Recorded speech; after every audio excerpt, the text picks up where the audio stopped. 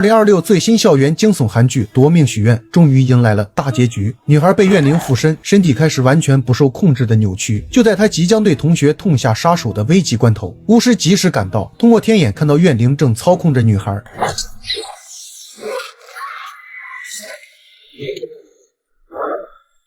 娜丽被怨灵强行拖走，随后几人在车上翻看第一条许愿视频，顺着上传者慧灵的录像线索，成功找到了手机位置。巫师得知后，让他们寻找带有彩虹窗户的房子。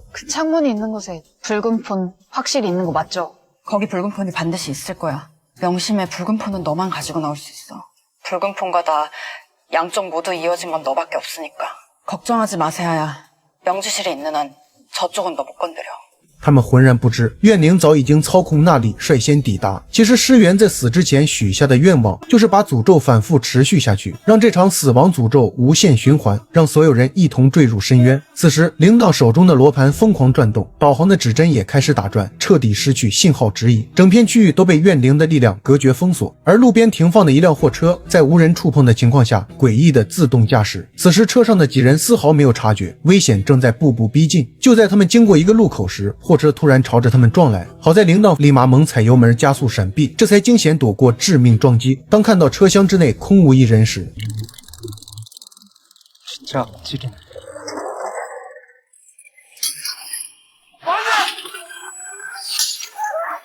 명심해붉은폰은너만가지고나올수있어붉은폰과다양쪽모두이어진건너밖에없으니까他瞬间恍然大悟，怨灵真正的猎杀目标自始至终都是诗雅。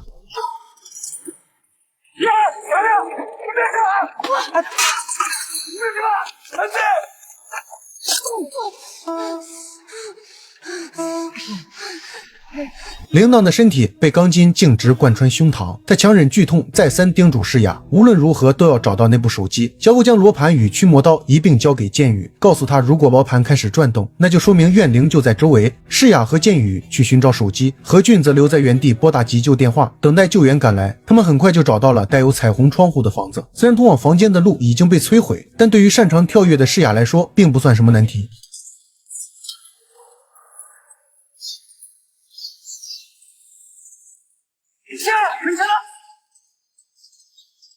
他立刻回头叮嘱身后的剑宇，劝阻他不要贸然跳过来，毕竟只有自己才能拿到手机。诗雅小心翼翼地走进房间，果然在房间中央的三脚架上看见了那部手机。就在他准备拿手机时，躲在角落的娜丽突然冲出。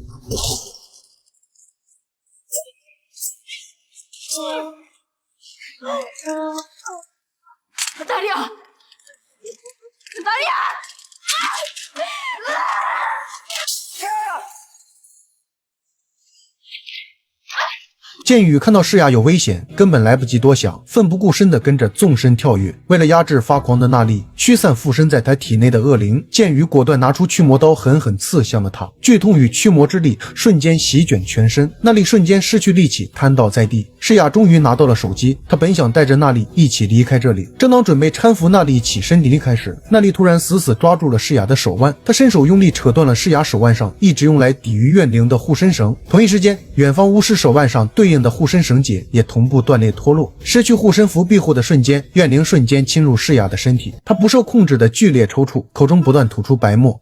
정신 차려 너. 태아야 제발 정신 차려봐. 나리 너 세아 이대로 문제 생기면 내가 진짜 죽여버릴 거야. 세아야.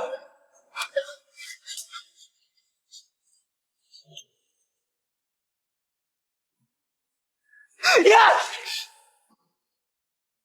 这时，诗雅的手机突然响了起来，电话那头传来巫师的声音，他让剑宇把诗雅带回巫堂，只有这样才能暂时压制诅咒。诗雅在听到巫师的声音后，极力劝阻剑宇不要相信他，说对方不是巫师，并让他快点挂掉电话。 하준이 누나 아니야. 얼른 끊어. 내 말 들어 건우야. 지금 세아 살릴 수 있는 사람 너밖에 없어. 一时间剑宇陷入了两难，根本不知道该相信谁。于是他拿出罗盘靠近手机，确认没有反应后，又靠近诗雅，罗盘却疯狂转动。最终剑宇选择相信巫师。此刻诗雅被拉入了诅咒空间，正被怨灵附身的娜丽死死控制。剑宇按照发来的地址来到了巫堂，巫师把手机放在祭坛上，随后拿起一旁的银剑刺穿了手机，在被银剑贯穿机身后，屏幕上的许愿软件瞬间停止运行。本以为这次诅咒被彻底摧毁，可就在巫师转头看向身后的诗雅时，却发现他浑身不受控制的剧烈颤抖。巫师立刻意识到自己刚才摧毁的这部手机根本不是诅咒的埋凶，而此时诅咒空间里的诗雅即将被娜丽杀害。巫师及时赶到，他告诉诗雅是自己失败了，虽然用剑刺穿了手机，但诅咒并没有消失。现在他们要尽快找出逃离这里的办法，因为在诅咒空间待的时间越长就越危险。就在这时，他们面前突然出现了慧玲的身影，只见她缓缓指向了一个方向，那是瑞林高中的多媒体教室。诗雅这才瞬间明白了过来。 도혜령은 말하고 싶었던 거예요. 기리고를 만든 사람이 자기가 아니라 권시원이라고.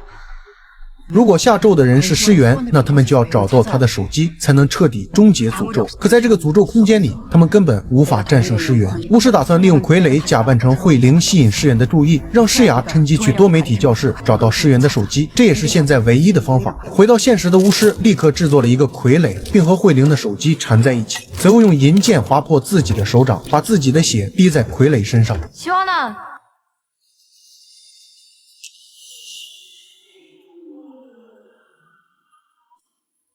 거기서 혼자 뭐해? 도혜령? 같이 가자니까, 시원아. 어디? 어디긴.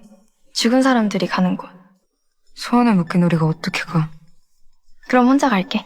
诗媛很快就察觉到了异常，他发现慧玲身上的香火味和自己家的完全不一样，瞬间识破了巫师的伪装。与此同时，诗雅也成功进入了多媒体教室，但眼前的门被货架挡住。就在他想撞开门时，娜丽却突然出现在他的身后。娜丽充满了嫉妒与怨恨，指责诗雅明明知道自己喜欢剑宇，却一直对他隐瞒两人交往的事实。诗雅不再犹豫，与娜丽展开了激烈缠斗。一番拉扯与对抗后，诗雅终于压制住娜丽，随后用尽全身力气撞开机房的门，从里面找到了诗媛的手机。而另一边，诅咒空间里的巫师根本不是诗媛的对手，他的怨灵之力太过强大，尽管拼尽全力抵挡，身上的伤口不断增多，眼看就要被诗媛彻底吞噬。就在这千钧一发之际，慧灵的灵魂突然再次出现，瞬间吸引了诗媛的注意力。巫师抓住这个机会，趁机用银剑刺向他的身体，而诗雅也刺穿了手机。